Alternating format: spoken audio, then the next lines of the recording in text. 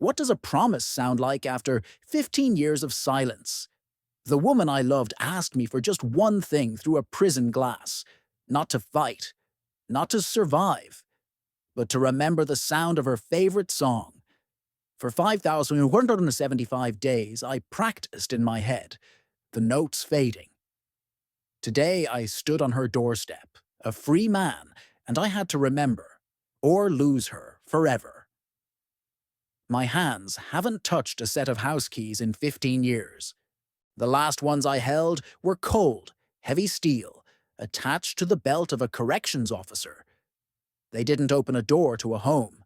They locked one behind me.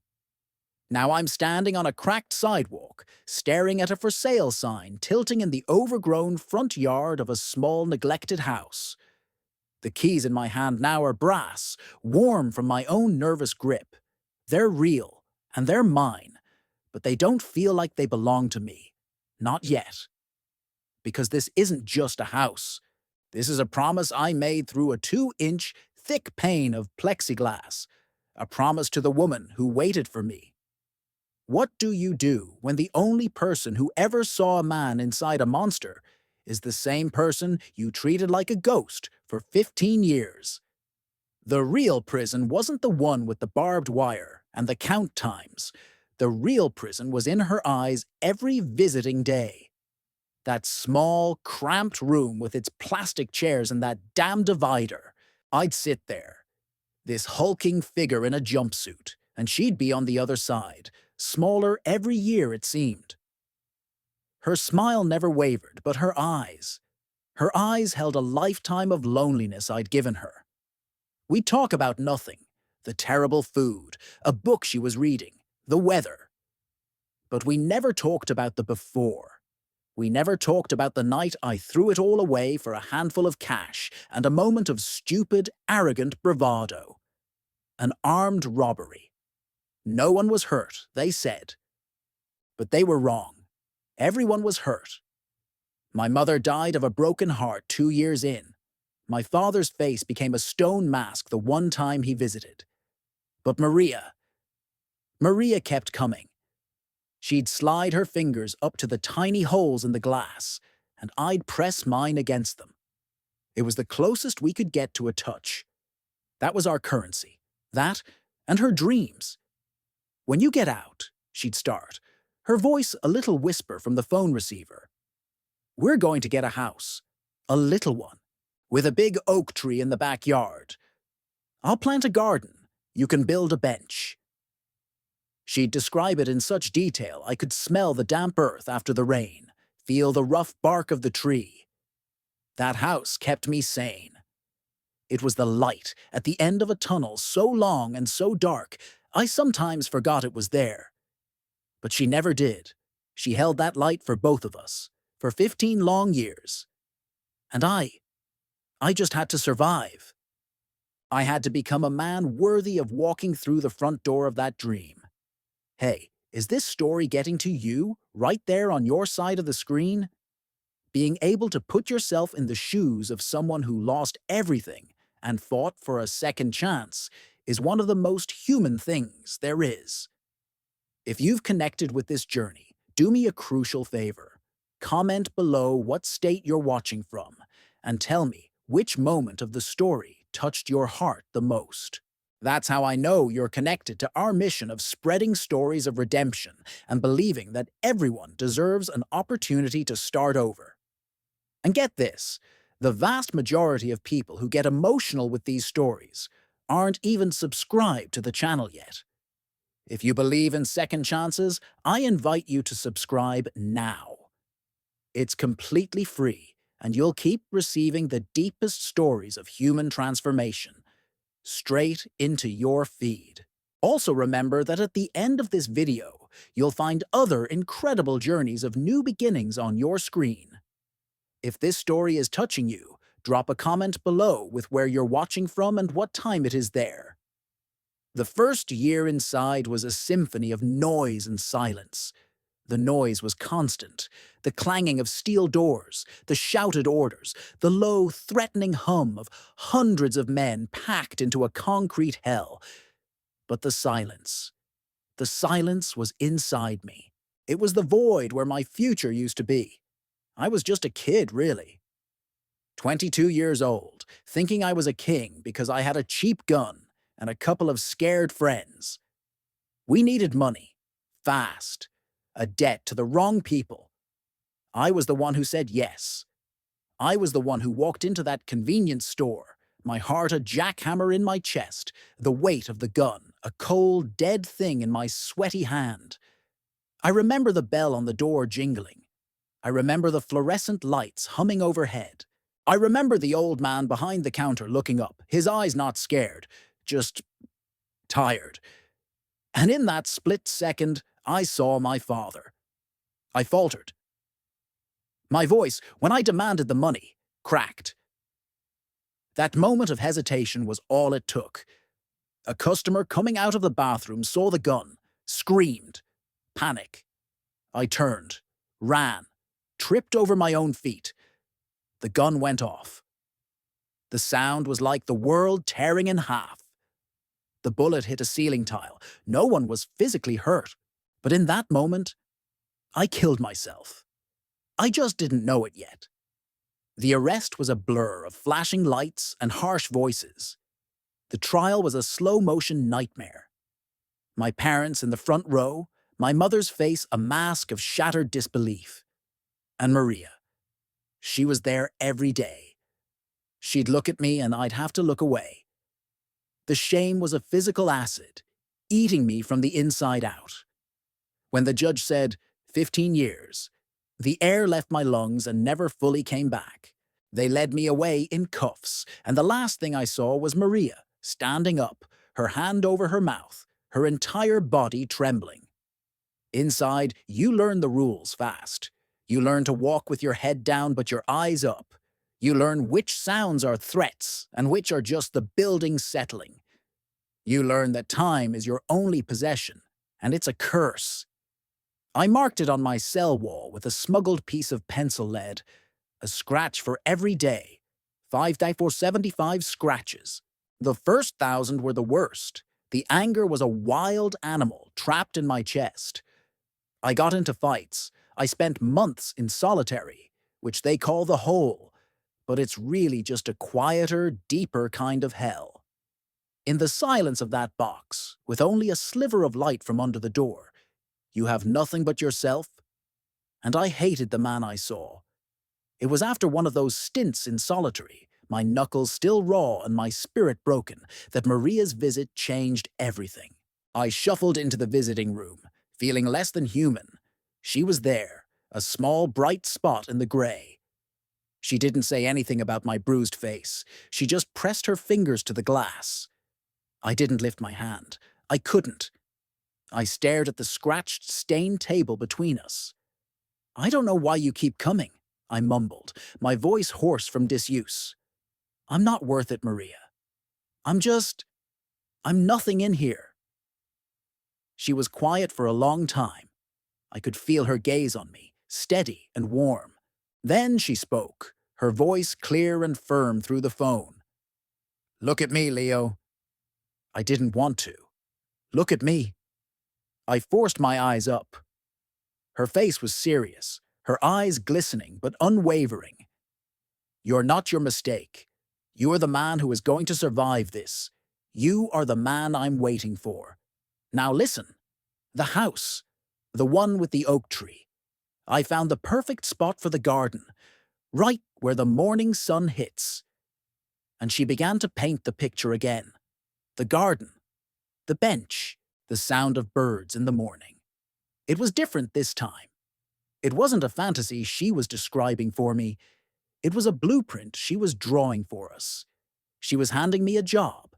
My job was to build that bench in my mind, to till that garden with my thoughts, to become the man who deserved to live in that house. That day, I finally pressed my fingers against the glass, meeting hers.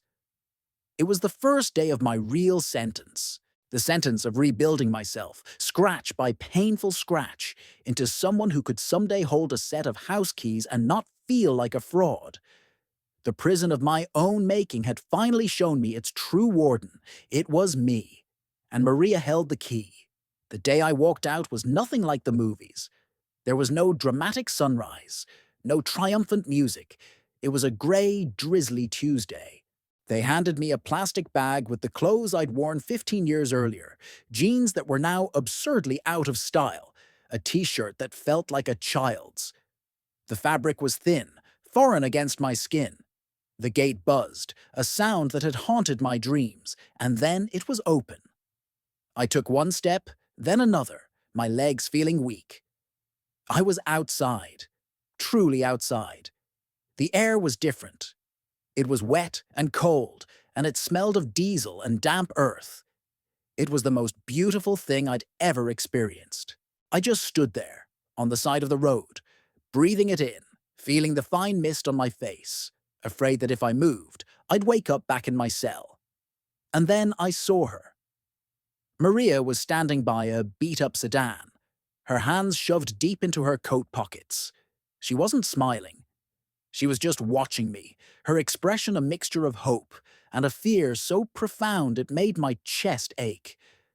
I walked towards her, each step feeling both impossibly heavy and like I was floating. We stopped a few feet apart, just looking at each other. 15 years. She was still the most beautiful woman I'd ever seen, but time had etched its story onto her face. Fine lines around her eyes that hadn't been there before, a strength in her gaze that was hard-won. "Leo," she said, and my name on her lips sounded like a prayer I hadn't heard in a lifetime. I didn't know what to do. Do I hug her, shake her hand? The protocols of human touch were a foreign language to me. "Maria," I managed, my voice a rusty gait. You got a new car." A small, shaky laugh escaped her. "It's 10 years old, Leo. Come on, let's go home." Home. The word landed in the center of my soul. She'd rented a small apartment for us, a studio, one room. The sheer, overwhelming space of it was terrifying. The first few days, I couldn't sleep. The silence was too loud. I'd lie on the floor next to the bed, the solidness of it a comfort, and just listen to the hum of the refrigerator, the distant sound of traffic, Maria's steady breathing. It was all so loud. Freedom was a sensory assault. The colors were too bright. The choices were too many. A simple trip to a grocery store was a nightmare of fluorescent lights and endless aisles. I'd just stand there, frozen, staring at a wall of 20 different kinds of toothpaste, my heart pounding. My parole officer, a weary man named Henderson, told me finding a job was my top priority. "Nobody wants to hire a felon," he said, not unkindly, just stating a fact. "Especially for an armed robbery. Be prepared for that." I was prepared, but I wasn't prepared for the sheer, wall-like silence. The applications went into a void. Online, the drop-down menu always had the question, "Have you ever been convicted of a felony?" Clicking yes was like watching the application form dissolve into digital dust. In person, it was worse. I'd see the shift in their eyes the moment I walked in. The posture, the guarded tone. I'd hand over my sparse resume, the 15-year gap, a glaring, unignorable canyon. "We'll be in touch," they'd say, and their eyes would say, "Don't call us, we'll call you," which was code for never. I took whatever cash and handwork I could find, loading trucks in a warehouse where the foreman didn't ask questions. The pay was terrible, the work was backbreaking, but it was something. I'd come home with my hands raw and my clothes smelling of sweat and diesel, and I'd put every dollar into a jar we kept on the kitchen counter, our house fund. It felt pathetic. A few crumpled bills at the bottom of a glass jar against the mountain of a down payment. The dream started to feel like what it was, a fantasy we'd spun to survive a prison sentence. It wasn't built for the harsh, unyielding light of the real world. Maria never complained. She'd come home from her job as a receptionist, tired, and she'd look at that jar and smile. "We're getting there, Leo," she'd say, and her faith felt like a weight I was terrified of dropping. The world outside the walls was just another kind of prison, one with invisible bars made of judgment and a past that clung to me like a shadow I could never shake. I was free, but I was still serving a life sentence. The breaking point came on a Tuesday. It's always a Tuesday, isn't it? I'd been turned down for a job washing dishes. The manager, a kid half my age with a lip ring, had literally taken a step back when I mentioned my record. Yeah, we handle a lot of expensive silverware here, man. Corporate policy. I walked home in the rain, the cold water seeping through my second-hand jacket, feeling the eyes of the world on me. Every person who glanced my way knew. I was sure of it. They saw the convict stamped on my forehead. I got back to the apartment, dripping and defeated. Maria was home early, sitting at our small table, a stack of bills in front of her. She looked up, and her smile didn't quite reach her eyes. "The rent's going up," she said softly, "and my hours got cut back at the clinic."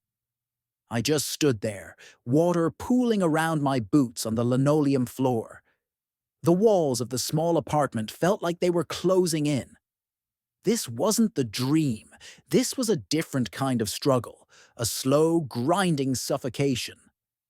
The jar on the counter seemed to mock me. We weren't getting there. We were drowning. "Maybe this was a mistake," I said, the words leaving my mouth before I could stop them. I wasn't looking at her. I was staring at a crack in the wall. "You waiting for me? All of this. You should have moved on. Found a guy with a clean record. A real job. You could have had that house years ago." The silence in the room was heavier than any I'd ever experienced in the whole. I finally dared to look at her.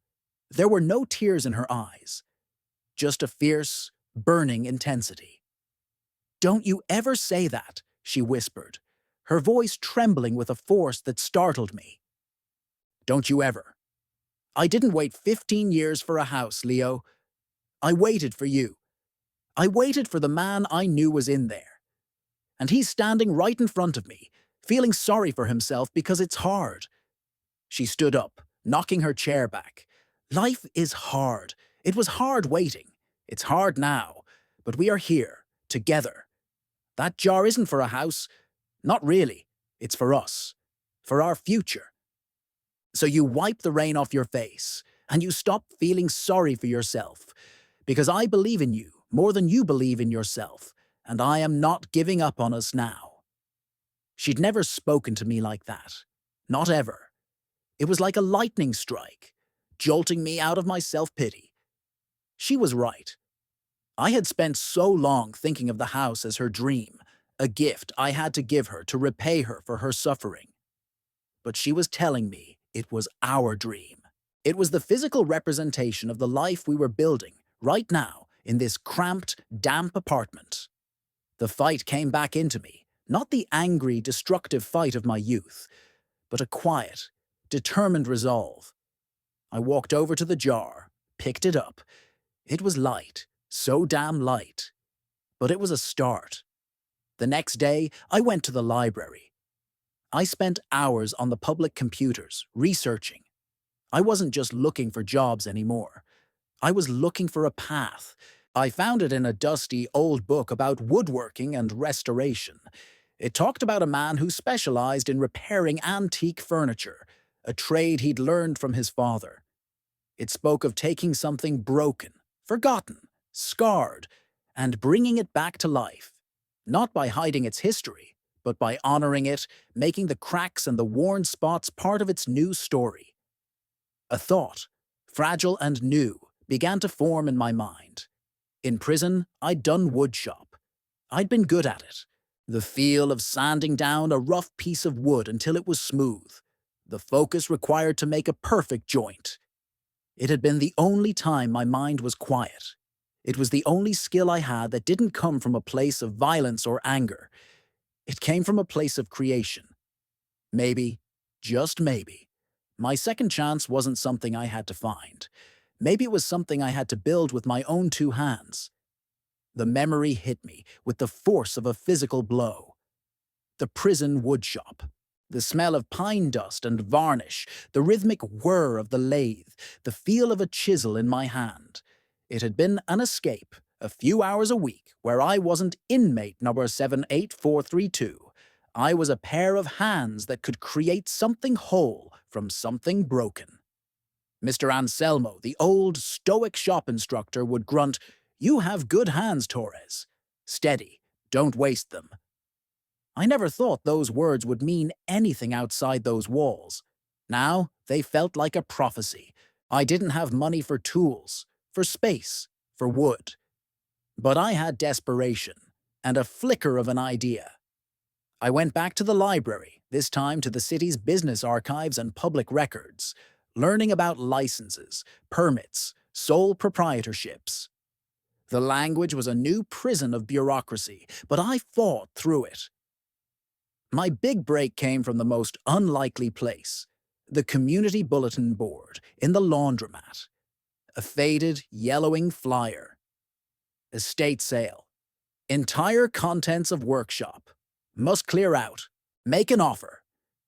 There was an address and a date for the following Saturday. I showed up with every dollar from our house jar, my heart in my throat. It was a small, clapboard house on the edge of town. The old man who had lived there had been a master carpenter. His children lived out of state and just wanted the place emptied. The workshop was in the garage, a time capsule smelling of linseed oil and old wood. There were saws, planes, clamps, a beautiful old table saw, all covered in a fine layer of dust. His son, a man in his 50s with an impatient air, saw me looking. "You know how to use any of this stuff, or are you just looking?"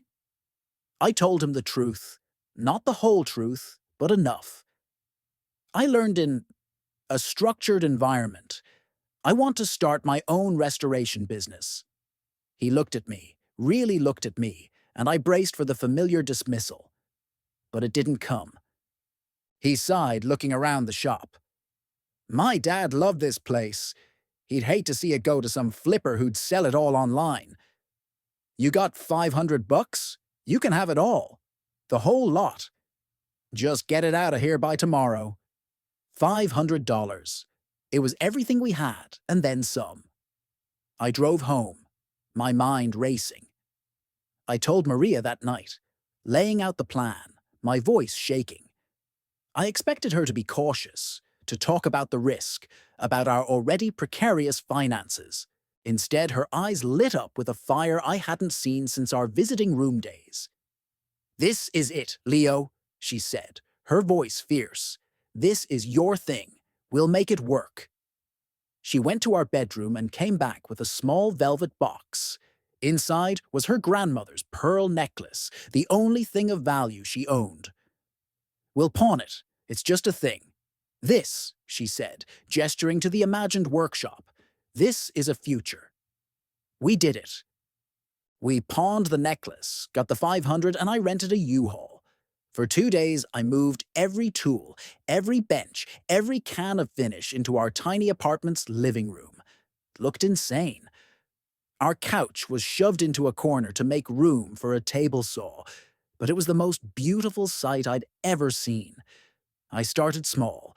I went to thrift stores, flea markets, picking up broken chairs, wobbly tables, discarded picture frames.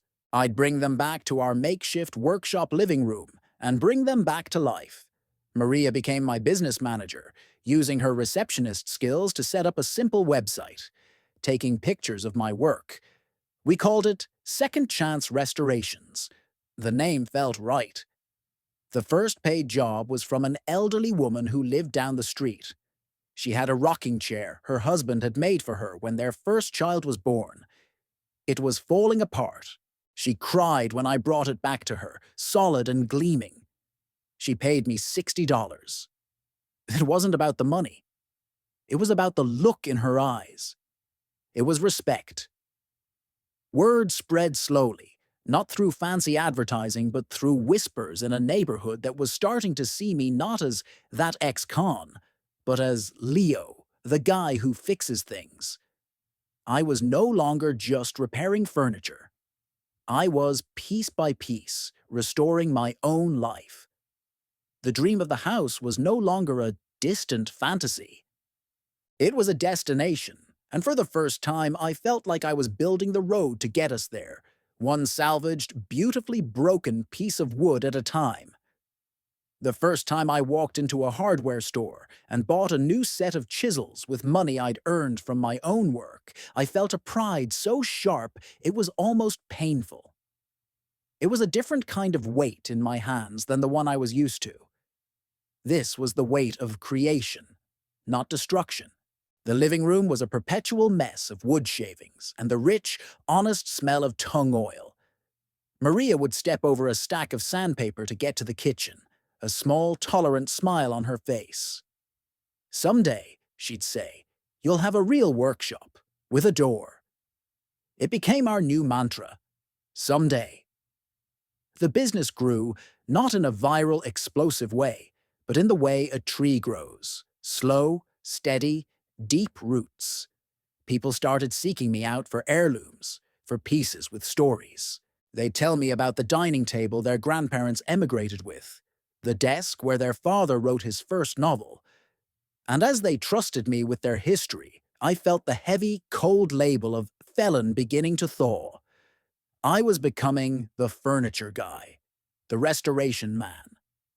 It was the first identity I'd had in 20 years that wasn't defined by my worst moment. It was a client, Mrs. Gable, a sharp-eyed woman in her 80s who I'd restored a magnificent but crumbling Victorian escritoire for, who changed everything. She'd paid me, we'd had a cup of tea, and she'd said, "You have a gift, Leo. It's in the details. The patience." Then she'd looked around our cramped, tool-filled living room. "You need a proper space." A week later she called. Her nephew owned a small, disused commercial garage a few blocks over. He needed a tenant. The rent was a fraction of what it should have been. "He owes me a favor," Mrs. Gable said simply. I told him you were the man for it. Moving into that garage was like being born again. The space, the light from the grimy windows, the solid concrete floor under my feet. It was a cathedral of potential. I painted the walls a bright white, built sturdy workbenches, and hung my tools with a care that felt like a ritual. Second Chance Restorations was now a real business with a real address. I hired my first employee, a quiet kid named Jake, who reminded me of myself at that age, angry at the world, directionless. I didn't ask about his past. I just taught him how to square a board, how to feel for the grain in the wood. I paid him a fair wage. I gave him a key. The house fund jar was retired. We had a proper bank account now. Maria and I would sit at our wobbly kitchen table, the first piece I'd ever fixed for us, and look at the numbers on her laptop screen. They were real numbers, growing numbers. We started driving around on Sundays, just looking at neighborhoods. We weren't ready to talk to a realtor yet, but we were getting close. The dream was no longer a sketch on a piece of paper. It was a blueprint, and we were finally gathering the materials. The shadow of my past was still there, of course. I still woke up sometimes in a cold sweat, the sound of a slamming door in the night, sending a jolt of primal fear through me. I still saw the flicker of hesitation in some people's eyes when they learned where I'd learned my patience. But the shadow was no longer swallowing me whole. I was learning to stand in the light I had built for myself, with these two hands, with her unwavering belief as my foundation. The man in the prison jumpsuit felt like a character from a story I'd once read, a tragic figure whose ending I had somehow, miraculously been given the chance to rewrite. The realtor's name was Susan, and she had a voice that could talk a bird out of a tree. She showed us houses that were too big, too new, too soulless. They were boxes with windows, with lawns so perfect they looked like green carpet. Maria would walk through them politely, but her eyes were flat. I could feel her disappointment like a physical chill. This wasn't the dream. The dream had character. The dream had a history. After the third such house, Susan sighed, tapping her tablet.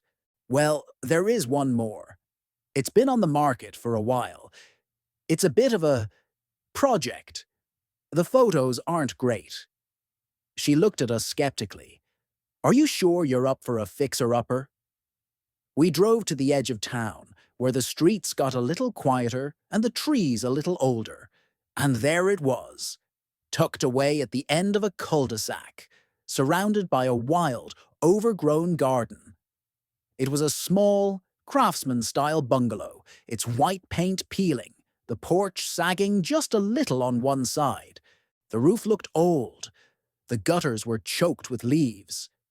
But in the center of the tangled front yard stood a massive, majestic oak tree. Its branches spread out like a protective canopy. Maria's hand flew to her mouth. She didn't make a sound. She just stared.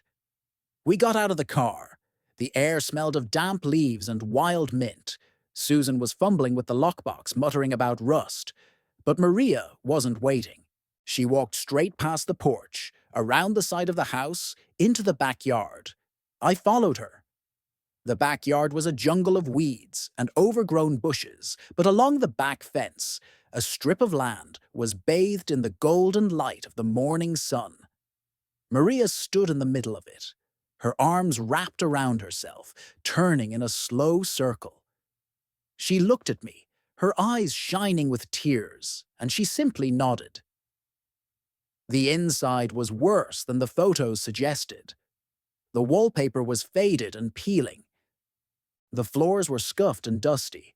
The kitchen was a time capsule from the 1970s, all orange laminate and rusty appliances. It smelled of mildew and neglect. Susan was already launching into her damage control spiel. As you can see, it needs some TLC. The foundation seems sound, but the plumbing and electrical will likely need... I wasn't listening. I was running my hand over the wooden trim around the living room door. It was solid oak, under layers of paint. The built-in bookshelves on either side of the fireplace were craftsmanship you didn't see anymore. The bones were good. The soul was still here, sleeping under the dust and decay. This wasn't just a house. This was my magnum opus. This was the ultimate restoration project. We made the offer that afternoon. It was a lowball, a number that made Susan blanch. It was everything we had, every dollar we'd scraped and saved and earned. The waiting was agony. Every phone call from Susan made my heart stop. We were up against other offers, she said. Investors who wanted to tear it down and build something bigger. I felt sick. This wasn't just a property. It was the physical manifestation of every promise I'd ever made to Maria through that plexiglass divider. Then the call came. Susan's voice was different, softer. Leo. Maria. I have to tell you something. The seller, he's an old man. His wife passed away in that house a few years back. He's been unable to let it go. I told him about you, about your business, about your story. She paused. He didn't care about the other offers. He said he wanted the house to go to someone who would love it back to life. Someone who understood about second chances. The house is yours. I hung up the phone. I looked at Maria. I didn't have to say a word. The tears streaming down her face told me she already knew. We were home. The brass key felt alien in my hand, a tiny, cold sliver of metal that held the weight of a universe. It was too simple, too small for everything it represented. I stood on the cracked sidewalk, the for sale sign now bearing a bright red sold sticker slapped across it. The oak tree in the yard seemed to watch me, its ancient, gnarled branches a silent testament to the time I had lost. 15 years, 5,475 days, all leading to this single, trembling moment. I looked at Maria. She wasn't looking at the house. She was looking at me. Her eyes were pools of unwavering faith, holding a history of 1,000 visiting room conversations, a million whispered dreams. She gave me a small, encouraging nod. It was time. I slid the key into the lock. The mechanism was stiff from disuse, but with a gentle, persistent turn, it clicked. The sound was deafening in the quiet street. I pushed the door open. The air that rushed out was stale, carrying the scent of closed-up rooms, old wood, and forgotten memories. We stepped over the threshold together. Our footsteps echoed on the bare hardwood floor. Dust motes danced in the slants of afternoon light, cutting through the grimy windows.